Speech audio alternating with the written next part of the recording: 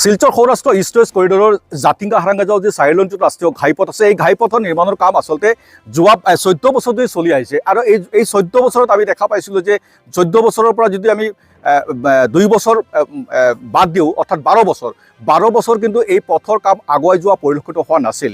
যোৱা 2 বছৰত নতুনকৈ কাম আৰম্ভ হৈছিল আৰু এই 2 বছৰত আমি দেখা পাইছোঁ ইতিমধ্যে ভালেমান কাম আগুৱাই গৈছে। আৰু মন্ত্ৰী কৌশিক ৰায়ে আচলতে যোৱা 22 নৱেম্বৰ তাৰিখে হাফলঙত এক পৰ্যালোচনা বৈঠকৰ অন্তত তেওঁ কৈছিল যে 31 জানুৱাৰীৰ ভিতৰত আচলতে জাতিংগা হাৰাংগা যাওঁ যি 4 লেন ৰাষ্ট্ৰীয় ঘাইপথ আছে, এই ঘাইপথৰ 2টা লেন খুলি দিব বুলি তেওঁ কৈছিল। তেওঁ এক সংবাদমেল যোগে তেওঁ এই কথা সদৰি কৰিছিল।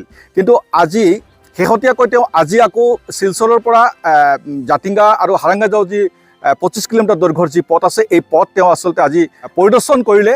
আৰু এই পৰিদৰ্শনৰ পাছত তেওঁ হাফলং আৱৰ্ত ভৱনত উপস্থিত হৈ এক পৰ্যালোচনা বৈঠকত মিলিত হয়। আৰু এই পৰ্যালোচনা বৈঠকৰ অন্তত আমাৰ লগত হোৱা সাক্ষাৎকাৰত তেওঁ কৈছে যে 31 জানুৱাৰী আমি এটা ডেটলাইন দিছিলোঁ, কিন্তু 31 জানুৱাৰী এতিয়া সম্ভৱ নহ'ব, কিন্তু কিছুমান টেকনিকেল কাম বাকী আছে। আৰু তাৰ বাবে অহা 15 ফেব্ৰুৱাৰীৰ ভিতৰত জাতিংগা হাৰাংগা যাওঁ যি ৰাষ্ট্ৰীয় ঘাইপথ আছে, এই ঘাইপথৰ অন্তত 2 লেন খুলি দিয়া হ'ব বুলি তেওঁ স্পষ্ট কৰিছে।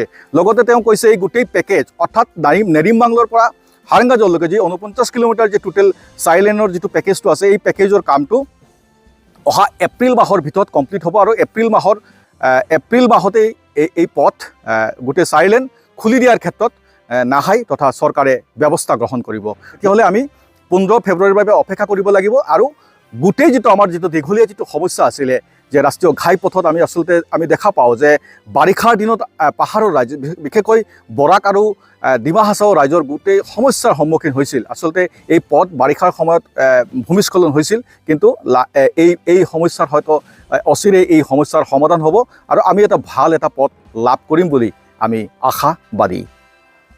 কাম বহুত আগুৱাই গৈছে। মাননীয় মুখ্যমন্ত্ৰী ডক্টৰ হিমন্ত বিশ্ব শৰ্মা ডাঙৰীয়া আৰু ভাৰতবৰ্ষৰ মাননীয় প্ৰধানমন্ত্ৰী শ্ৰী নৰেন্দ্ৰ মোদী ডাঙৰীয়া এই ৰাস্তা ইষ্ট ৱেষ্ট কৰিডৰ সম্পূৰ্ণ কৰিবৰ কাৰণে প্ৰতিনিয়ত তেওঁলোকে যি মনিটাৰিং কৰিব লাগে মনিটাৰিং কৰি আছে। নিৰিমবাংলো টু হাৰাংগা যাওঁ যি পৰ্চন 49 কিলোমিটাৰ ষ্টেজ, এই 49 কিলোমিটাৰ ষ্টেজৰ আজিৰ দিনত আমি 45.05 কিলোমিটাৰ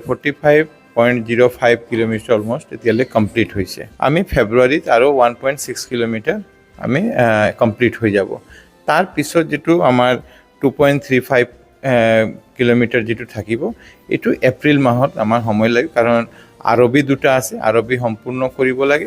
আৰু আমি আশা কৰোঁ যে 100% কমপ্লিট যিটো আছে ক'ব লাগে সেইটো আমি এপ্ৰিল মাহত কৰি দিব পাৰিম।